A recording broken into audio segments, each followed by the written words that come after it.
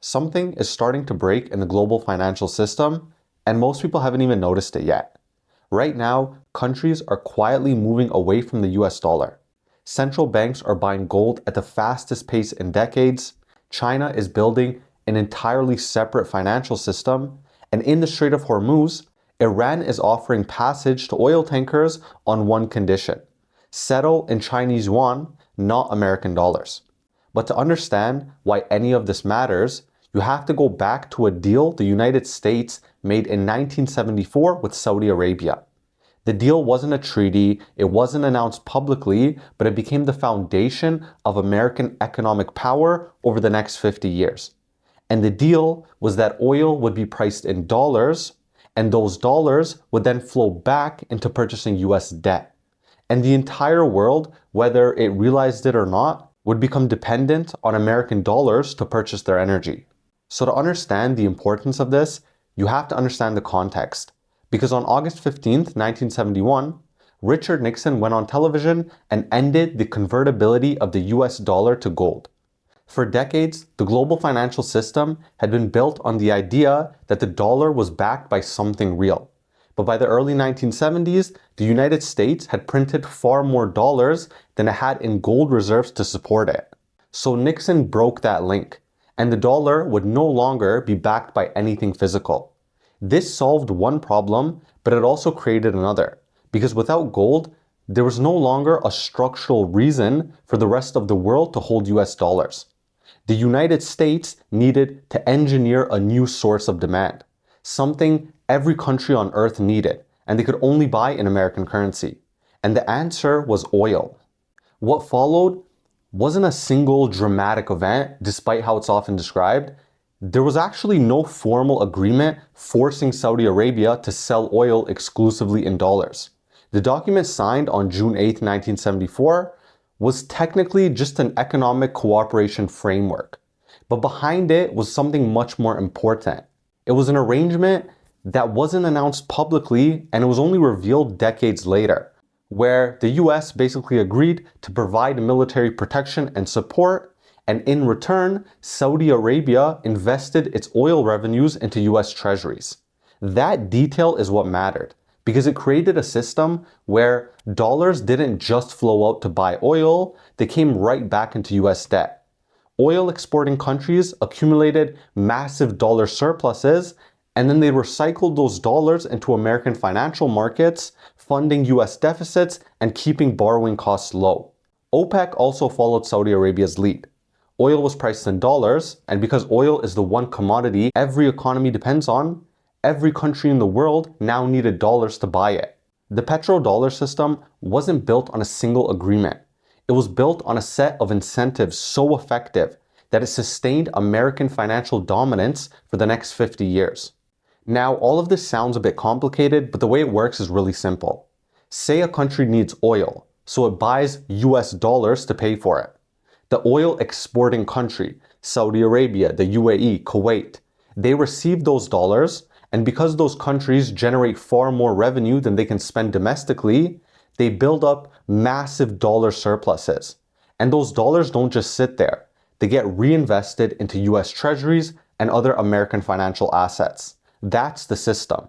Money flows out to buy oil, and then it flows right back into the United States.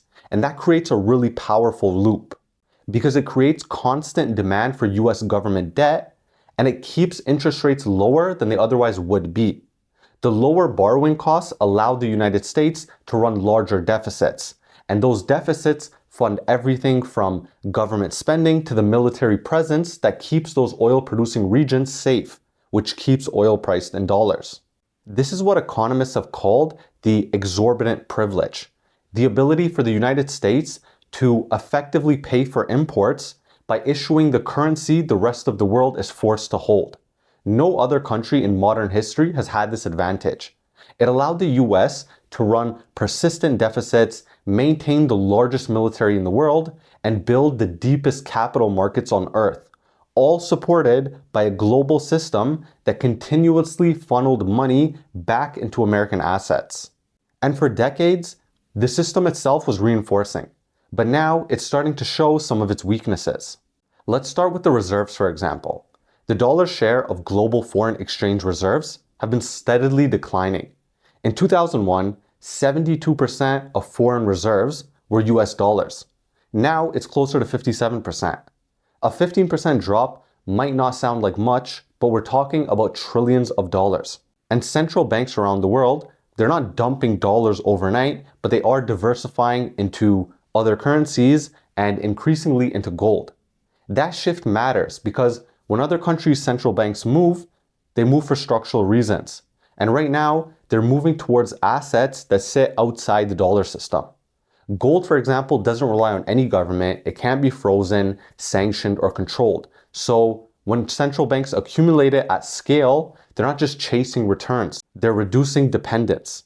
Then there's China. As the world's largest oil importer, China has a clear incentive. It does not want to rely on a rival currency to buy its most important resource.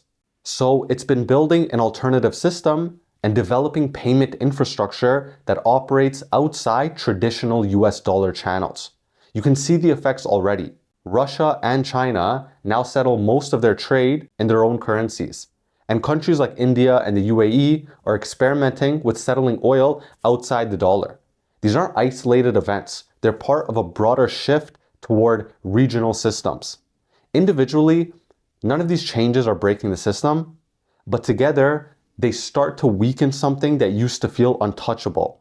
If there's a single moment that accelerated all of this, it's what happened in Russia in February 2022, when Western nations froze roughly $300 billion of Russia's foreign currency reserves, and they cut off its major banks from the SWIFT messaging system. It was unprecedented, and for Russia it was devastating, but for everyone else it was a warning. Because for the first time, countries saw that if you hold your wealth in dollars and you cross the West, your reserves can be frozen overnight. And every time the United States uses the financial system to punish an enemy, it gives other countries a stronger incentive to build alternatives. Russia shifted toward the yuan and the ruble trade, China accelerated the development of its own payment systems, and central banks around the world have increased gold purchases. The Iran conflict has pushed this even further. Because of the tensions in the Strait of Hormuz, Iran has reportedly offered passage to oil tankers on one condition. You settle in Chinese yuan, not US dollars. That's not just a geopolitical move. It's a direct challenge to how global oil has been priced for decades. And some analysts have even started calling this the beginning of the petro yuan. So if the system is under this much pressure, then why hasn't it collapsed? It's because the dollar's dominance, it was never built on just oil alone. The petrodollar system is just one piece of a much larger structure. The dollar still dominates global finance, it's involved in the vast majority of foreign exchange transactions, and a significant share of global trade is still priced in US dollars. And the US Treasury market remains the deepest and most liquid pool of capital in the world. There's no alternative that can absorb money at the same scale with the same level of trust. Even now, in times of real stress, investors still move into dollars. And that reflex has been built over decades, and it's one of the strongest advantages the system has. And when you look at the alternatives, the limitations with anything else becomes clear. China's yuan is still very tightly controlled by the CCP, and they really restrict how freely their money can move. The euro faces its own structural challenges because it's kind of tied to the political fragmentation of the eurozone. And gold can store value, but it can't really function as a global transaction system. And everyone talks about crypto, and while crypto is growing, it's still very volatile and it's way too early to replace a system like this. So there isn't really a clean replacement we can point to and say that's going to replace the US dollar.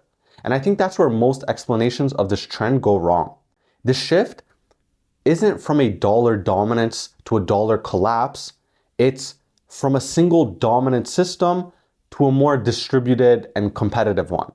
So in the future, I don't see a system where the dollar doesn't exist as a major part of the global financial system. Instead, we see a system where the dollar isn't just dominating how it is now, but instead it's competing with other currencies and even hard assets like gold or silver.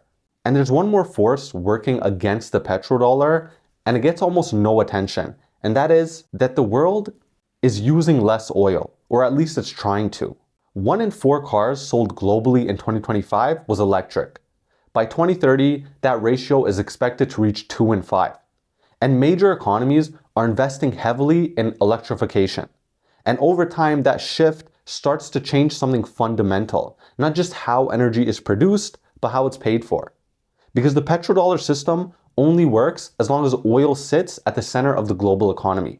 If that changes, if fewer transactions require oil at all, then fewer transactions require dollars. And that weakens demand from a completely different direction. Not from politics, not from sanctions, not from China, it's just technology. You can already see how seriously this is being taken. Big oil producing countries like Saudi Arabia, Kuwait, or UAE, they're investing heavily to diversify their economies. They're moving into energy infrastructure, tourism, and technology because they're trying to prepare for a world where oil is no longer the dominant force it once was. Look, the petrodollar system was one of the most powerful financial structures ever created.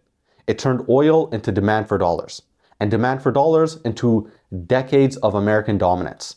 And my personal thoughts on this isn't that the dollar is collapsing, because it still sits at the center of global finance, and it likely will for years to come.